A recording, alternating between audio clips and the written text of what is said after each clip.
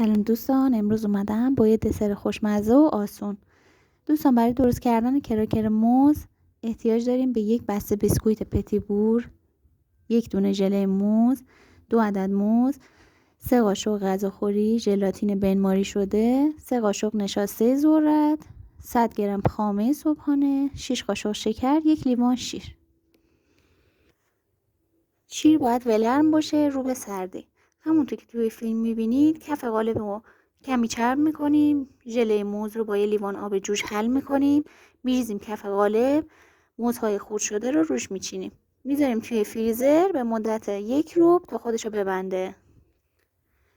به یه لیوان شیر پودر نشاسته، خامه، شکر رو اضافه میکنیم تا کاملا مخلوط بشه. بعد ژلاتین بنماری شده اضافه میکنیم، پوره موز و بیسکویت رو میتونین پودر کنین، میتونین هم خرد کنین. همه رو با هم مخلوط میکنیم. بعد از 1 ربع ژله رو از یخچال در میاریم و مواد رو میریزیم روی ژله. حدوداً 1 تا 2 ساعت میذاریم توی یخچال بمونه.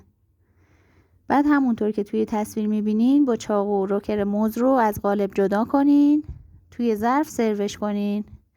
دوستان، این دسر میتونه جایگزین خوبی به جای ژله برای مهمونیاتون باشه. خوشحال میشم برای رسیپی‌های بیشتر پیجمو فالو کنید. نوش جان.